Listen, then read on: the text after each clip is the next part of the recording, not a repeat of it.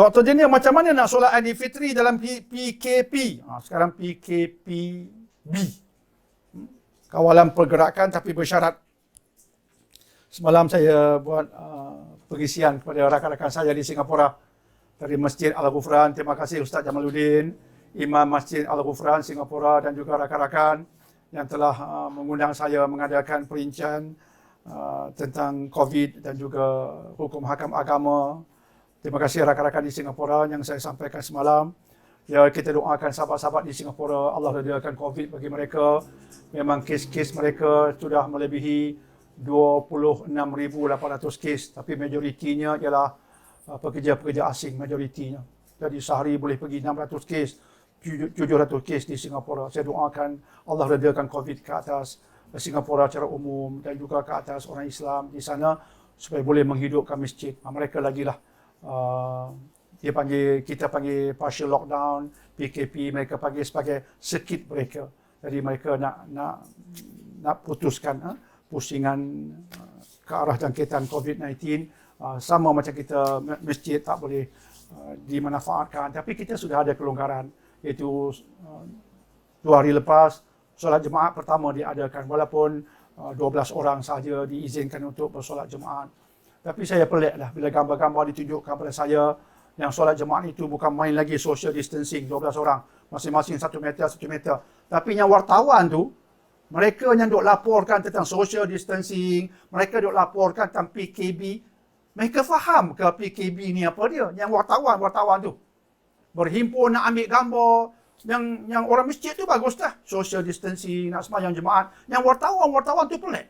Bila tunjuk gambar, mereka yang duk laporkan social distancing ni, you all understand kan what is PKP? Begitu berkerumun sekali.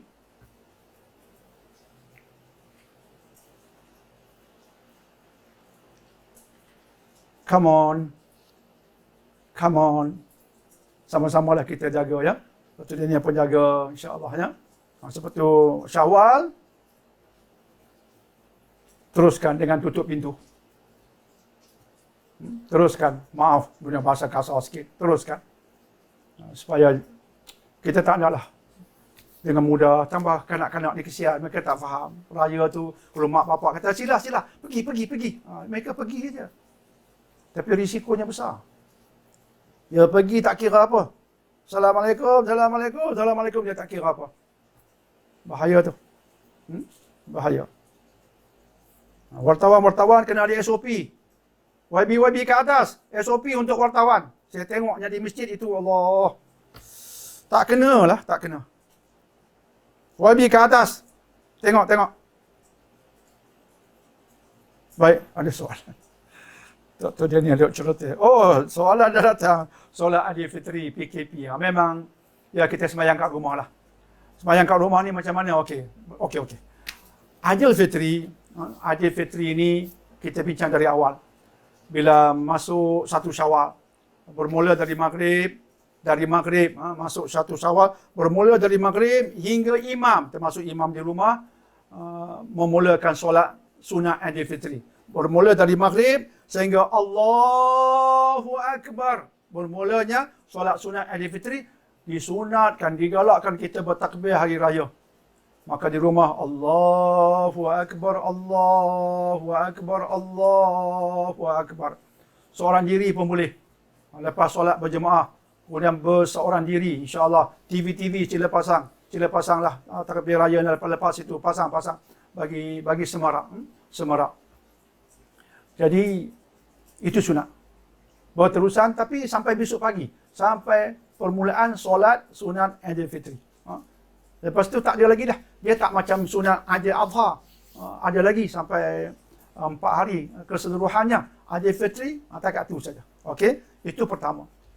Kemudian solat fardu semua teruskan. Kemudian pada 1 Syawal haram kita berpuasa. Haram. Allah mahu kita bergembira, makan minum, cara yang halal, bersederhana. Tapi jangan berpuasa. Haram berpuasa 1 Syawal. 1 Syawal saja. Itu yang kedua.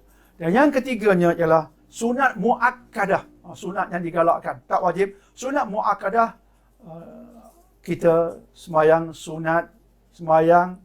ataupun solat sunat Aidilfitri. Dia bermula daripada terbit matahari. Satu Syawal, terbit matahari. Kira-kira di Malaysia jam 8 pagi, okey dah. Terbit matahari kira-kira di Malaysia ni jam 8 pagi. Sehingga waktu nak gelincir matahari waktu Zuhur. Itu waktu dia. Daripada waktu terbit matahari sehingga menghampiri masuk Zuhur dekat gelincir matahari. Itu waktu. Boleh sembahyang solat sunat Aidil Fitri antara dua waktu itu. Katalah pukul 8 suku kita buat solat sunat. Tak boleh buat di masjid, kita buat di rumah. Abah ataupun ada anak kita Al-Hafiz jadi imam. Solat sunat Aidil Fitri, sunat muakkadah digalakkan. Jadi imam. Jadi dia sembahyang sunat macam biasa 2 rakaat dengan sedikit perbezaan. Perbezaannya yang sikit tu macam mana? Pertama niat saja aku sembahyang sunat Aidil Fitri 2 rakaat lillahi taala, itu tak apalah, boleh ulang kaji. Kemudian Allahu akbar, Allahu akbar kabira walhamdulillahi katsira. Baca doa iftitah. Kemudian imam takbir 7 kali rakaat pertama, disusuli dengan tasbih 6 kali. Lepas habis doa iftitah, Allahu akbar. Subhanallah walhamdulillah wala ilaha illallah wallahu akbar. Allahu akbar. Allahu akbar itu 7 kali. Disusuli tasbih 6 kali in between. Lepas tu baru imam kata Bismillahirrahmanirrahim. Alhamdulillahi rabbil alamin. Fatihah macam biasa. Lepas tu masuk rakaat kedua. Allahu akbar. Bangun dari sujud. Allahu akbar. Bangkit ke rakaat yang kedua. Okey. Diri elok dulu. Kemudian takbir 5 kali. Allahu akbar 5 kali, disusuli dengan tasbih 4 kali in between.